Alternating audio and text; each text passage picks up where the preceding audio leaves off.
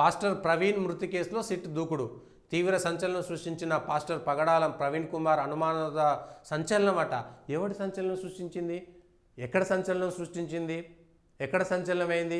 ఇవాళ రాయచోటిలో జరిగినటువంటి హిందువులపైన దాడి ఎందుకో సంచలనం సృష్టించలేదు. నాగపూర్లో హిందువులపైన దాడి ఎందుకో సంచలనం సృష్టించలేదు.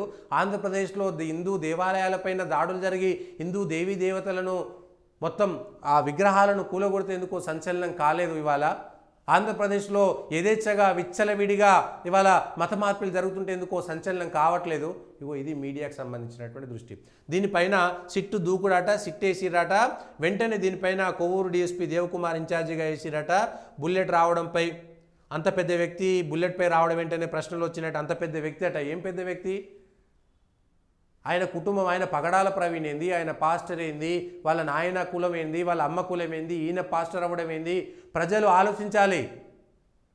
వాడు ఎందుకు తాగిండు, ఎందుకు బుల్లెట్ మీద వేయండు, ఎందుకు హైదరాబాద్ నుంచి అక్కడ దాకా వేయండు, దాని అనుకున్నటువంటి మర్మం ఏమిటి?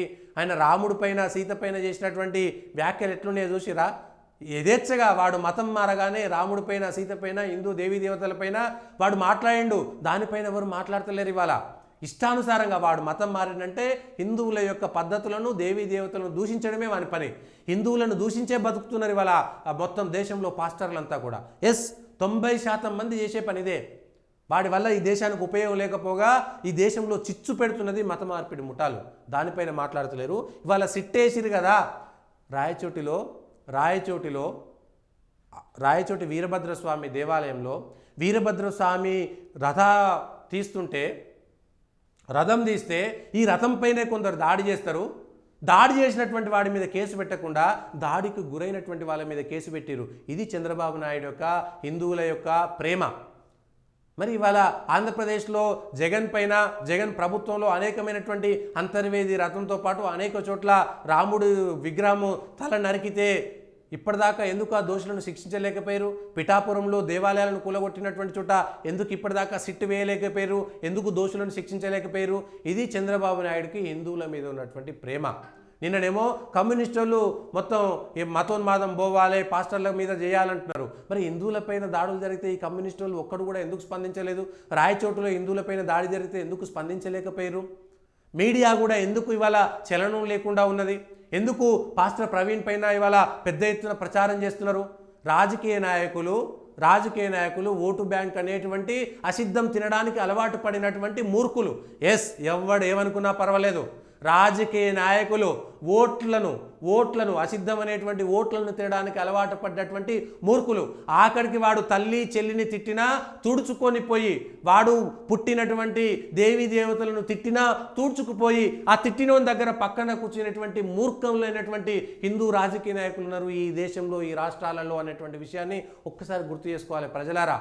నా రాముడు, నా కృష్ణుడిని, నా బతుకమ్మని, గోల్గోలని, రాముణ్ణి, దేవీ దేవతలని ఇష్టానుసారంగా తిట్టినటువంటి మజ్లిస్లోని పక్కన పోయి కూర్చున్నటువంటి రాజకీయ నాయకులారా ఒకసారి ఆలోచన చేయండి.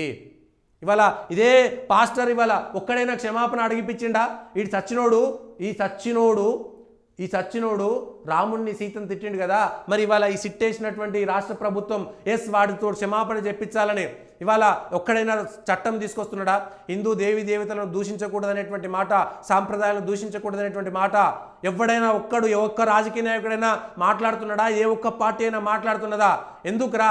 ఆఖరికి రేపు పొద్దుగాల మీ ఇంట్లో ఉన్నటువంటి ఆడోళ్ళని వాళ్ళు తిట్టినా కూడా వాడు ఓటేస్తాడు, ఏం పర్లేదు, మా ఆడోళ్ళని వాడుకోండి అనేటువంటి నీచ స్థితికి దిగజారిపోతున్నారు ఈ రాజకీయ నాయకులు. రాజకీయ నాయకులు మీరు వాడు ఏరిగితే పోయి తినేసేస్తారు. మీరు అది తింటేనే మేము ఓటేస్తామన్నారు అనుకోండి, ఆ ఓట్ల కోసం మీరు పోయి తినేసేస్తారు. అంత జుగుప్సాకరమైనటువంటి రాజకీయాలు బయలుదేరినాయి ఇవాళ. ఏమైంది ఇవాళ? ఇంత దారుణమా? ఇట్లాంటి పరిస్థితులపైన ఎవడు మాట్లాడే? మరి ఎందుకు మాట్లాడరు? దీనిపైన ఎందుకు మాట్లాడతలేరు? మీరు మాట్లాడరు, అయిపోతుంది. మీ రాజకీయాలకు అవసరం వస్తుంది, 4 రోజులు మీరు మంత్రులుగా ఉండిపోతారు, కానీ మీ తర్వాత తరాలు నాశనం అయిపోతాయి. ఇవాళ దేశ విభజన అంతకు ముందున్నటువంటి రాజకీయ నాయకుల స్వార్థం వల్లనే కదా వాళ్ళ పాకిస్తాన్లో హిందువులు, బంగ్లాదేశ్లో హిందువులు నాశనం అయిపోతున్నటువంటిది. మరి దాన్ని చూసుకునైనా సరే ఎందుకు ఇవాళ చేయట్లేదు? చంద్రబాబు నాయుడు గారు ఎందుకు భయపడుతున్నారు దానిపైన మాట్లాడడానికి? ఆలోచించాల్సినటువంటి సందర్భం కూడా ఉన్నది.